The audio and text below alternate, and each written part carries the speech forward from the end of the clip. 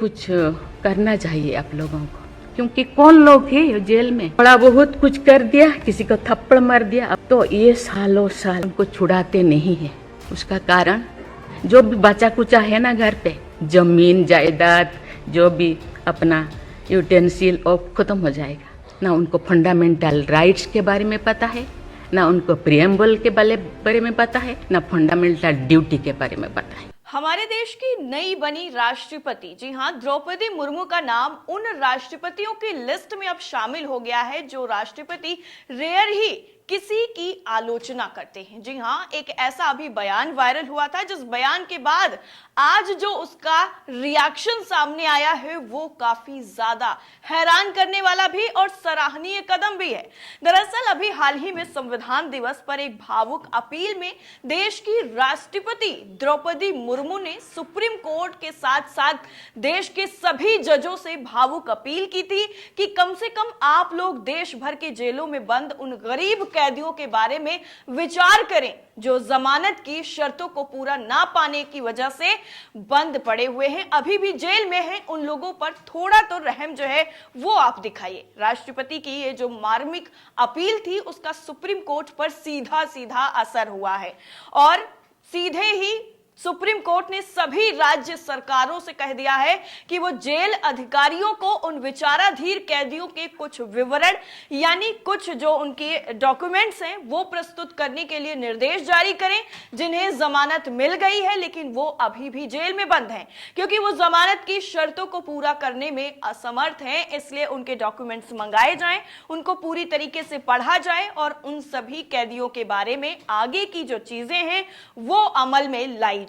दरअसल supreme court के justice Sanjay Kishan Kaul और जस्टिस एएस ओका अपने आदेश में ऐसे सभी कैदियों की सूची तैयार कर भेजने को उन्होंने कह दिया है जो कैदी जमानत की शर्तों को पूरा नहीं करने की वजह से अभी भी जमानत मिलने के बावजूद भी जेल में बंद हैं। सूची के साथ ही शीर्ष अदालत ने कैदियों के नाम, अपराध का स्वरूप यानी किस कैटेगरी का अपराध है, जमानत की तारीख यानी कब उन्हें जमानत दी गई थी और जमानत की शर्तें जो पूरी नहीं हुई हैं यानी जिनकी वजह से उनकी रिहाई रुकी हुई है और जमानत दिए जाने की अवधि और जमानत आदेश की तिथि का विवरण भी 15 दिनों के अंदर मुहैया कराने को कहा है। यानी ये उन सभी लोगों के लिए एक राहत भरी खबर है जिन लोगों पर आरोप सिद्ध नहीं भी हुआ है, जमानत मिल गई है लेकिन जमानत की शर्तें पूरी ना होने की वजह से अभी भी उनको जेलों में रखा गया है और जेलों में कैदियों की संख्या लगातार बढ़ रही है, लगातार संख्या में इजाफा हो रहा है जिसको लेकर सुप्रीम कोर्ट पहले ही चिंता जाहिर कर चुका है कि केसों का निपटारा जल्द से जल्द किया जाए ताकि जो लोग बंद हैं जेल में, जो लोग बंद हैं वो अपने घर तक जा सके और केसों का जो सॉल्यूशन है वो निकल सके। और इसी चीज को लेकर सुप्रीम कोर्ट का अभी एक्शन सामने आया है वो है 15 दिनों के अंदर ऐसे कैदियों का डेटा कलेक्शन के बाद 1 सप्ताह के भीतर ही राज्य सरकारों को नालसा को ये डेटा भेजना होगा। नालसा जरूरत पड़ने पर सुझाव भी देगा और साथ ही साथ जरूरतमंद कैदियों को कानूनी सहायता भी प्रदान करेगा। यानी जो लोग वकील अफोर्ड नहीं कर सकते हैं या फिर कोई भी इस तरीके की जो कानूनी सहायता वो नहीं कर सकते हैं उसके लिए नालसा जो है वो कैदियों को कानूनी सहायता भी देने की कोशिश करेगा। दरअसल जस्टिस कौल और जस्टिस एएस ओका की पीठ जेल में बंद आजीवन दोषियों की याचिकाओं के एक बैच पर विचार कर रही थी जिनकी अपील विभिन्न उच्च न्यायालयों के समक्ष लंबित है।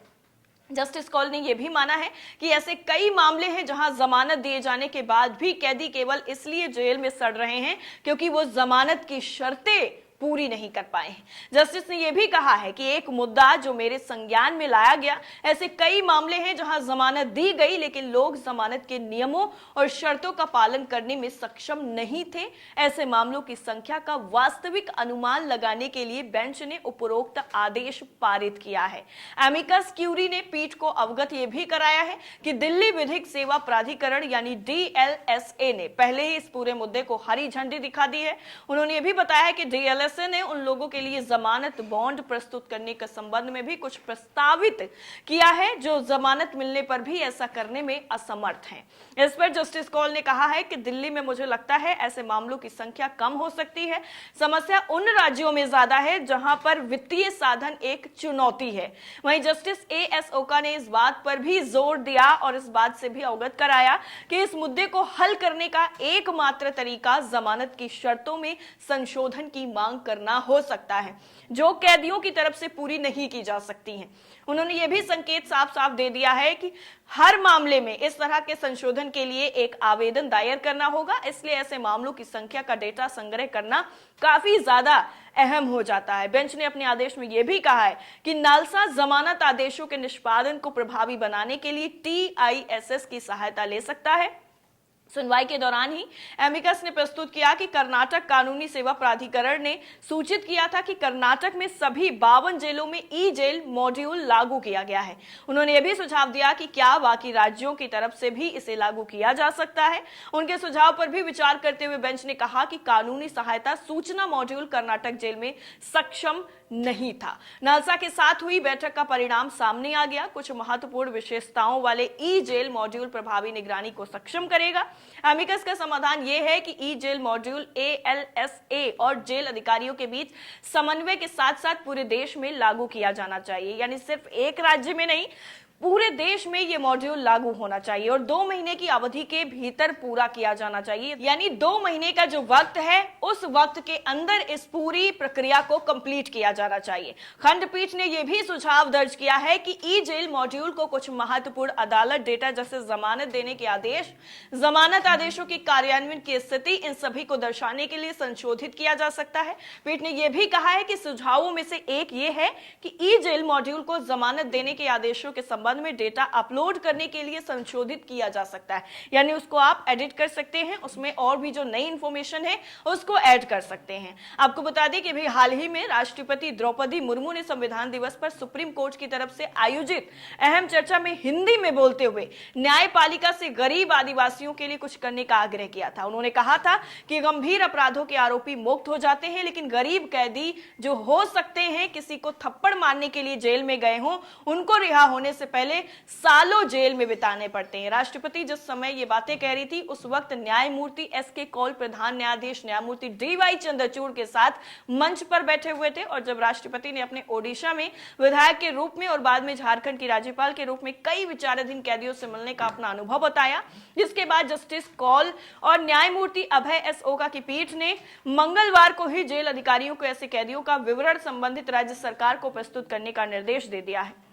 और 15 दिन के भीतर ही दस्तावेजों को राष्ट्रीय कानूनी सेवा प्राधिकरण यानी नालसा को भेजने का भी जो प्रावधान है वो कर दिया है। अब राष्ट्रपति द्रौपदी मुर्मू के संविधान दिवस पर दिए गए भाषण के बाद सुप्रीम कोर्ट की तरफ से उठाए गए इस फैसले का काफी ज्यादा सराहना हो रही है और सभी लोग स्वागत कर रहे हैं कि इसी तरीके से धीरे धीरे करके जो चीजें पड़ी हुई हैं उन चीजों में सुधार लाने की जरूरत है। थप्पड़ मारने पे या फिर छोटी मोटी हल्की चीज, एक दूसरे को धक्का मारने पर जेल में भेज दिया जाता है, उन लोगों की जमानत तो मंजूर हो जाती है लेकिन उनको रिहाई नहीं मिल पाती है। उन सभी लोगों के लिए राष्ट्रपति की तरफ से जो कहा गया था, जो अपील की गई थी, वो काफी ज्यादा कारगर साबित हो रही है। इस पूरी रिपोर्ट को लेकर आपकी राय क्या है, कमेंट करके जरूर बताइएगा। बाकी सारी अपडेट के लिए नेशन 360 को सब्सक्राइब करना बिल्कुल ना भूलें। जय हिंद।